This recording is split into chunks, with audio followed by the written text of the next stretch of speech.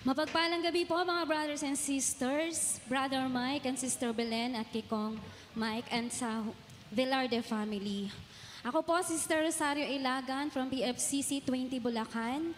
Ako po ay tinawag ng Panginoon year 1993 sa edad po na 11 years old.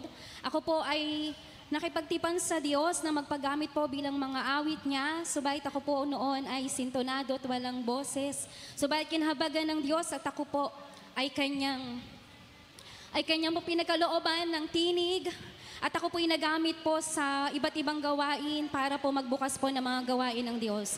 At nakipagtipan po ako sa Panginoon na ako po'y hindi mag-aasawa dahil gusto ko lang pong maglingkod sa Diyos dahil sa Panginoon ko po naranasan ng tunay na kaligayahan, tunay na kapayapaan at tunay na meaning ng buhay ko. Subalit, nung ako po ay nakilala ko po ang aking brother husband, 14 years old po ako. Siya po ay naging gitarista ko po sa isa gawain. Dati po siyang drug pusher sa Manggahan, Quezon City. Siya po ay drug addict noon nung nakilala ko po. Subalit sabi niya, siya ay maglilingkod sa Diyos sa Bulacan. At dumating po yung time, naging gitarista ko po siya at kami po ay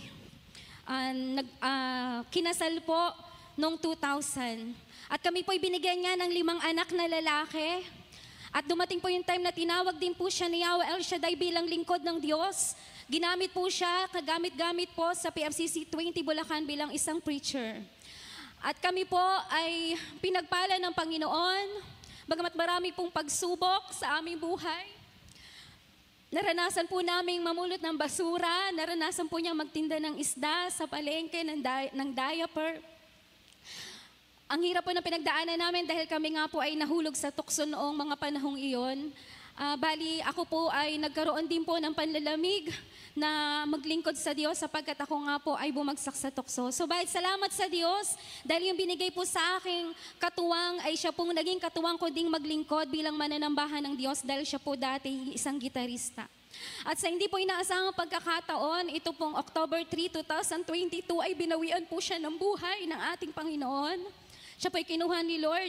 At nakita ko po na bago po siya kunin ni Lord, ay grabe po ang kanyang pagpupursigi maglingkod po kay Yahweh El Shaddai. Talagang binibigay niya po yung buong buhay niya, buong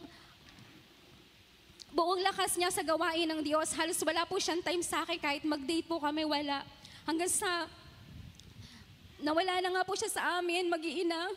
Napakahirap po ng kalagayan namin ngayon, subalit sa biyaya at habag po ng Diyos, ang mga anak ko po ay mga binata na at ginagamit na rin para magtrabaho para kami po ay magtulungang mabuhay. Salamat po sa kahabagan ng Diyos dahil ako po yung covenant ko po sa Kanya na anumang mangyari, ako po yung maglilingkod sa Kanya at walang pagsubok o walang problema pong makakadlang. To God be the highest glory, purihin po si Yahweh El Shaddai. Hallelujah.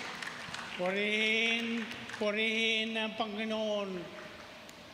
Thank you, God, for everything.